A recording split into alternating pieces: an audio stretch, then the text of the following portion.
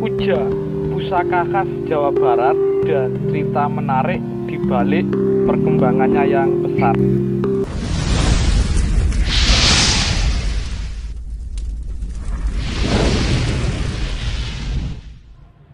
Rahayu, Rahayu, Rahayu. Ketemu lagi dengan saya Teddy Wahyono di channel tempat mengenal keris dan pusaka Nusantara lainnya dengan akal sehat dan hati terbuka. Nah, kali ini saya akan membahas salah satu jenis tosan aji yang cukup khas ya dari daerah Jawa Barat ya, yaitu kujang. Sebenarnya ada cerita menarik ya, kenapa kok kujang ini berkembang lebih pesat di daerah Jawa Barat dibandingkan keris ya. Sebenarnya ini terjadi di era Majapahit. Nah, bagaimana ceritanya nanti akan saya bahas. Sebelum saya bahas, buat teman-teman yang belum subscribe, silahkan subscribe dulu biar tidak ketinggalan informasi dari channel ini. Nah, sekarang langsung saja kita bahas ya. Sebenarnya di era dulu, istilah sebelum Majapahit, di daerah Jawa bagian barat atau wilayah Parahyangan itu ada kerajaan Sunda Galuh ya. Pusaka yang cukup populer ya keris, sama kayak Jawa bagian tengah dan bagian timur ya. Nah, tapi pada perjalanannya nanti itu kujang ternyata berkembang lebih pesat kayak gitu ya. Nah, bentuk kujang sendiri itu seperti ini ya, seperti gambar di samping ini ya. Dan di daerah Jawa Barat memang ada 3 gaya ya, yaitu yang pertama adalah cengkok pakuan. Ini biasanya ditemukan di daerah Bogor ya. Jadi ini yang paling lebar atau istilah melengkungnya yang paling melengkung. Yang berikutnya adalah cengkok Mangkubumi. Ini biasanya ditemukan di daerah Bandung, Garut dan sekitarnya ya. Ini sedang aja dibandingkan dua yang lain.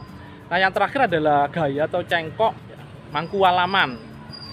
Jadi ini yang paling ramping ya. Ini biasanya ditemukan di daerah Cirebon dan sekitarnya ya. Nah, sebenarnya di era Majapahit, waktu Majapahit berekspansi ya setelah Sumpah Palapanya Gajah Mada. Jadi dan memang salah satu sumber yang cukup istilahnya detail tapi agak kontroversial juga itu adalah yang di Kidung Sundayana ya, yang tentang perang Bubat. Nah, itu yang awalnya Majapahit istilahnya yang menaklukkan Sunda ya. Jadi yang awalnya sebenarnya adalah itu untuk pernikahan, tapi karena ada kebijakan politik untuk penaklukan, akhirnya ya terjadi peperangan lah kayak gitu.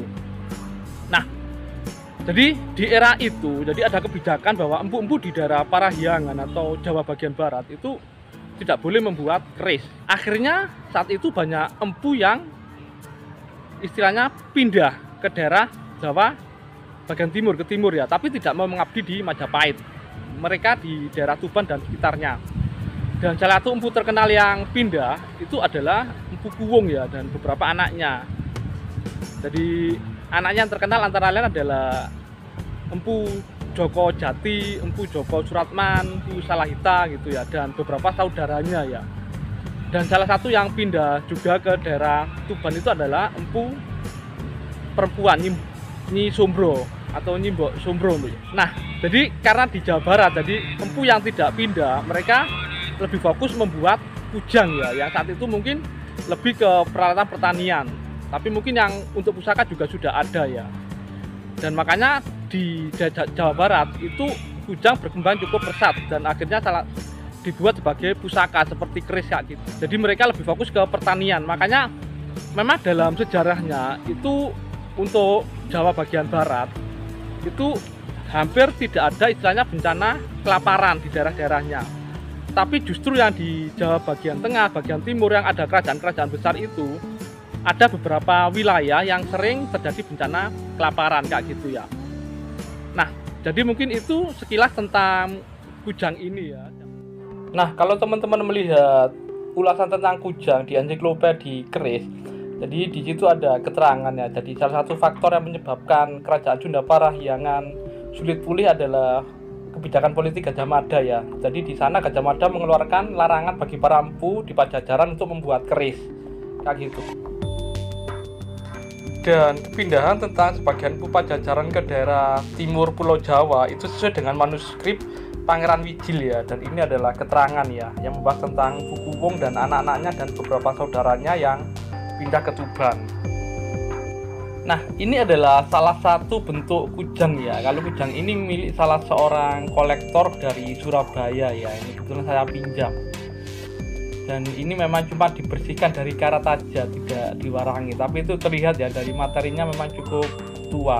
Dan kalau lihat gayanya ini yang gaya atau cengkok mangku alam ya, dan itu mandala atau lubangnya itu 4. Dan ini konon dipegang putri ya kalau untuk yang memiliki mata atau yang lubang 4 itu.